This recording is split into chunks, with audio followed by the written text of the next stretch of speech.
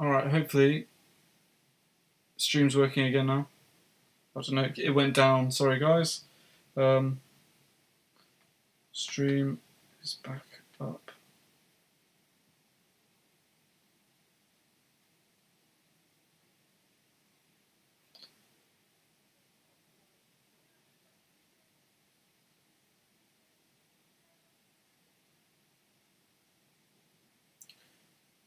So hopefully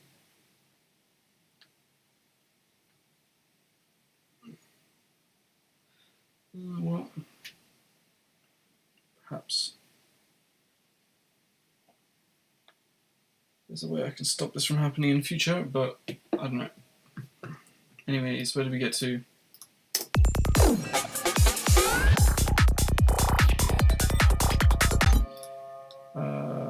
I started talking about bass processing. I don't know if you guys got any of that, but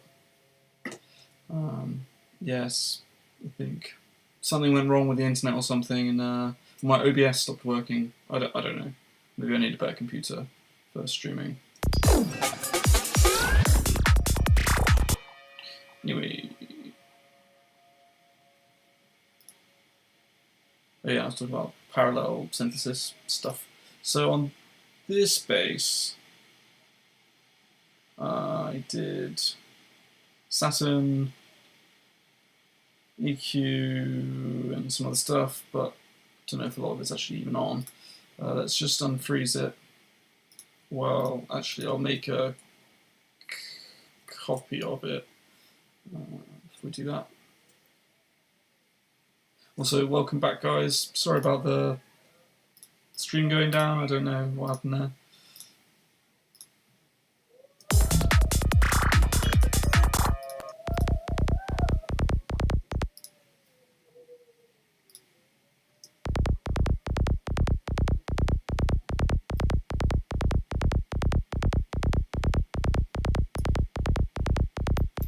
Yeah, well, looks fine. So yeah, something I did in this track was there's like actually I think really important. Like one of the most important things about psytrance bass is actually the note length, because the different length notes you have give it a different vibe, and like just a tiny difference in the note length can make a huge difference to the way it actually comes out your speakers. So what I do, especially for these darker tracks, is I create these note length devices so that depending on what note comes in, it will set that note to a particular length, because I know that it sounds good at that length, at that pitch. So like, if I put this pitch device back here and change the pitch, you'll see it coming through different channels on here.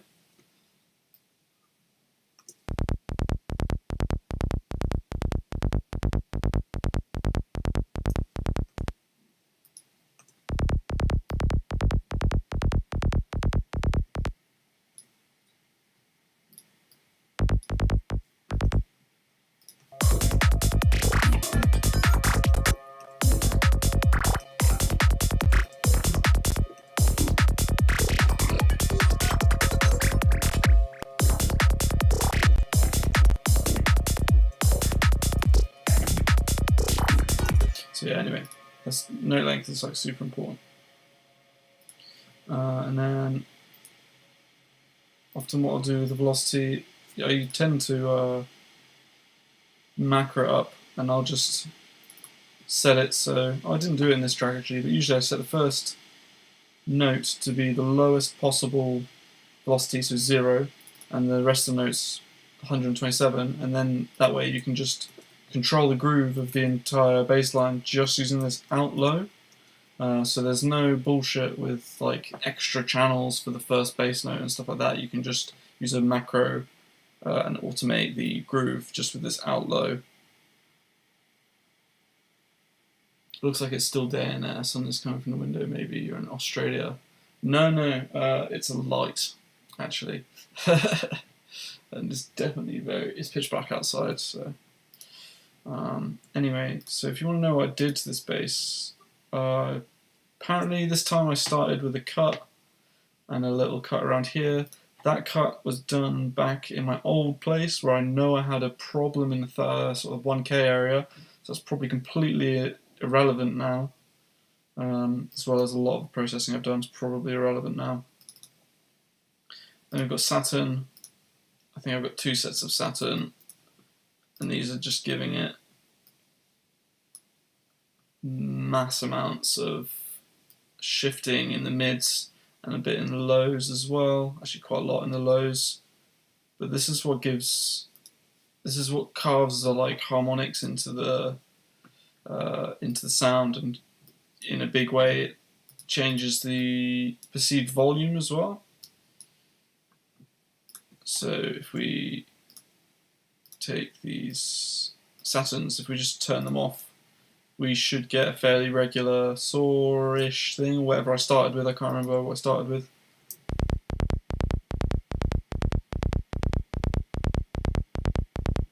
Okay, we've got that. And then as I had Saturn, we're shifting the different frequencies around so they add up with each other differently.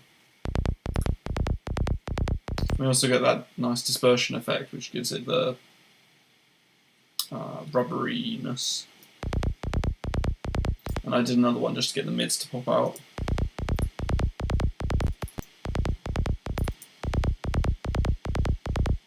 Now, because we're at 148 BPM, which is a bit slower for the sort of darker tracks, I suppose it depends what you listen to, but it is a bit slower than what I usually play with. So you can afford to do a bit more of this type of dispersion-y stuff, but you could just avoid it in the low frequencies beneath like sort of 300 Hz altogether for the faster stuff if you have quite a low pitched bass, because otherwise you'll just lose all your tone and it'll just be kind of shit. And yeah, unless you do some like parallel synthesis type stuff. Yeah, and then I did some EQing. Used to do some stuff with LFO tool to boost the transient, but it's I'd have to do the MIDI mapping stuff for that. But I stopped doing that because I don't like it anymore. I find actually having for this style of bass, having the transient a bit quieter actually is a bit nicer sounding. Then sometimes wider, but not that much. Just higher bass lines, a tiny bit wider can be cool. Then I've got some more EQ, just pulling out some of that mid stuff. I've got a disperser, which is just sorting out the transient.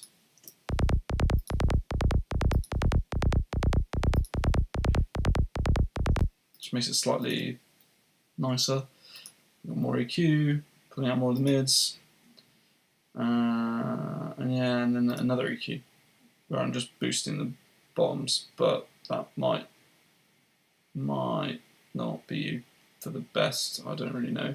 I don't have like a environment that I really trust at the moment or know very well, so I can't say for sure with like EQ and stuff. But yeah, we're back. It's good to see you, Giovanni. So yeah, that's my bass processing for that type of bass. If we were going for sort of cleaner style bass, actually I don't know if I've even got that on this project. Do I? Yeah, I do. So this is more of a plucky, less mid-range, focused bass.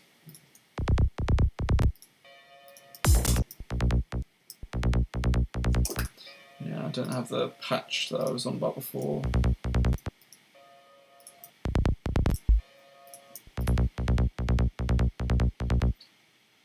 And maybe this is it. Let's have a look.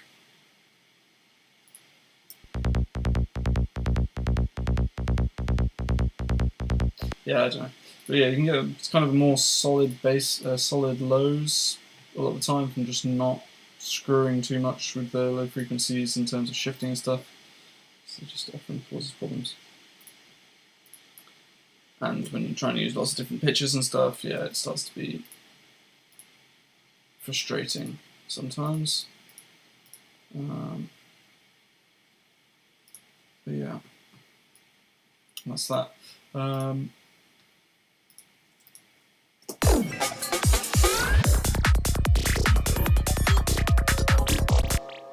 happy with that. That's quite a nice break.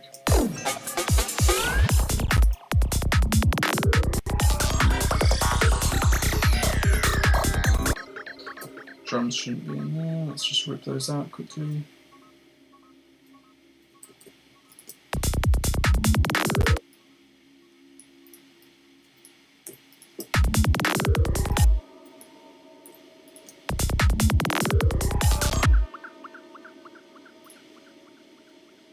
I ruined that bit that I did here.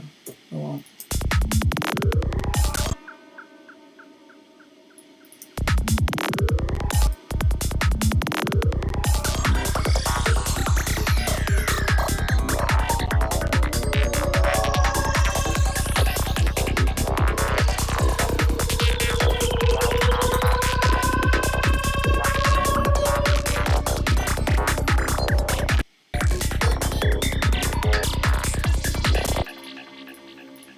Chuck all these snare layers together. Oh yeah, don't know if Uncle Butt's still here or not. He asked about snare processing. Most of what I do is just find a nice sample, because if you start with a good sample, then you have to do so much stuff. This is what I started with, this kind of slappy thing. It's like a pitch down hat with a rim. And then for some of the high stuff, I had this, like a bit wider as well. And then something for character. And altogether, they sound like this. But I mean, it'll probably end up getting tweaked a lot and checked on various things to make sure it actually sounds any good. Also, like doing things like little modulations in your clips so that some sounds duck other sounds. I mean, ducking your hats out of the way of your snares is often a good idea, unless it's like a hat that sticks out particularly well. Yeah. So yeah, with these, I did some clipping and some EQ, nothing crazy, and then some more clipping apparently. With this, to make this wide high layer, I would have, yeah, apparently I took away some of the sustain just to make it a bit shorter. Clipping, EQ, nothing insane. And then on this I did very little, just did clipping and EQ.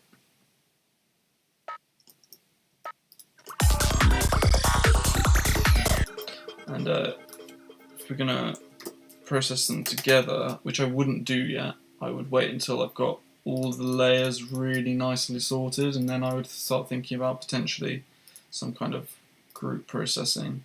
I tend to avoid group processing a lot of the time until right at the end, and I might not do it at all, because a lot of the time it just makes everything sound the same sort of colour. I don't like that, because it just makes everything very 2D.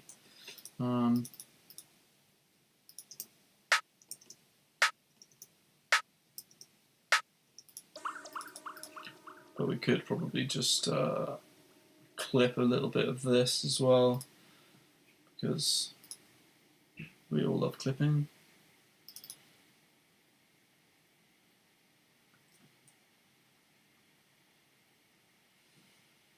Let's just check out what we've actually got in here.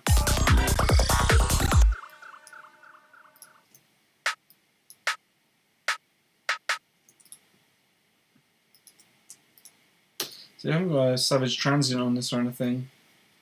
This is probably not even really going to need much of this.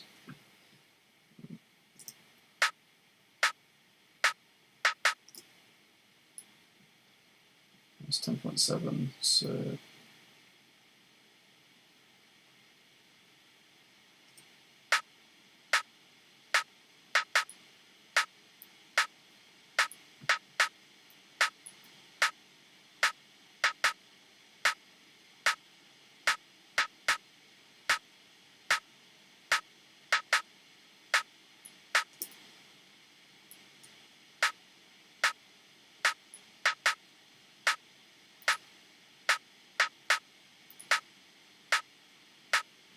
You can kind of hear how doing it soft clipping instantly, you get less of that really high frequency stuff happening.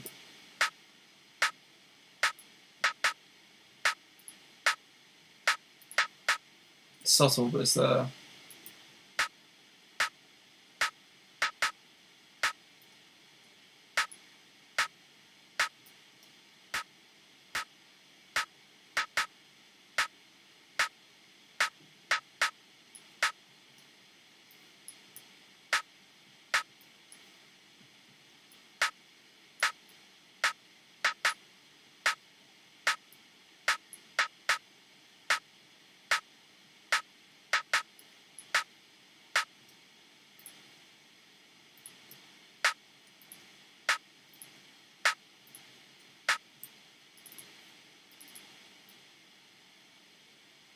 Let's gain match them and just see what happens.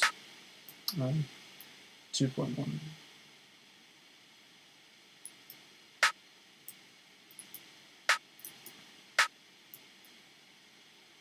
$3.1. Maths is all off. Twigger. Yeah, mate, I'm doing good. How are you? Glad to see you here.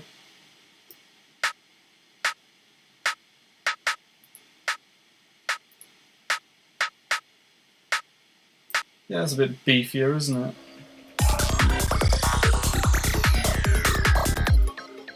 It's too loud though.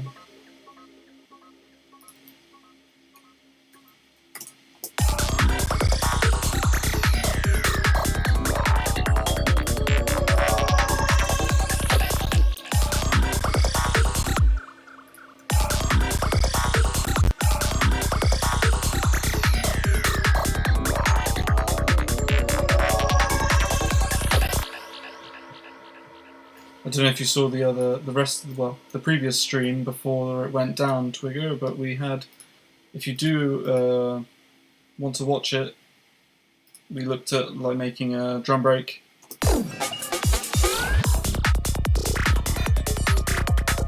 And I had to fuck around with some other stuff in like Vital, and I was meant to have a look at Serum, but I got kind of sidetracked. I will do a proper Serum live stream sometime soon, but at the moment I'm just enjoying Vital too much.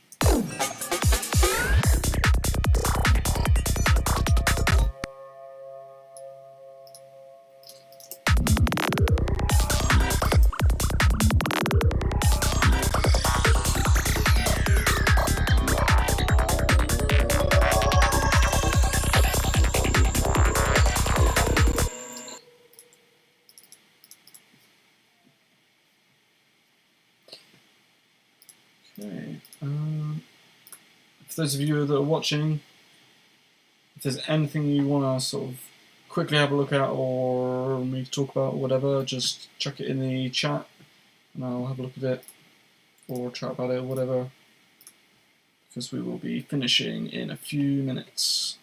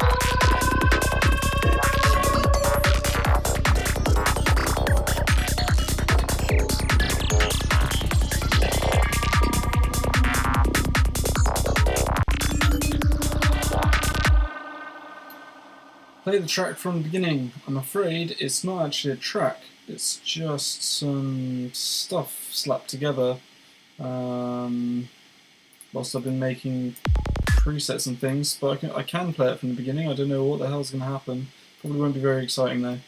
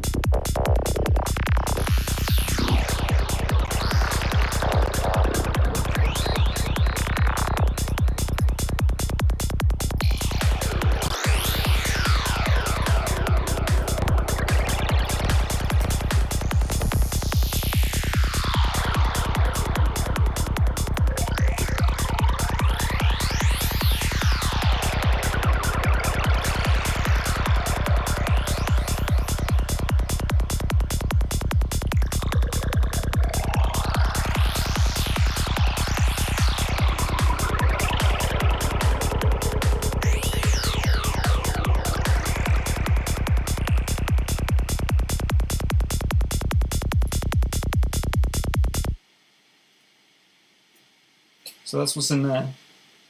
Like I said, it's not like a tune really, but I'll probably make lots and lots of little bits and then abandon it. Well, but it would be cool to make lots of bits, slap them together in a way that I like, and then release it as a track. Yeah, but I'm not amazing at finishing tracks, I must say. But yeah, if anything was a success today, I really like the way that break came out.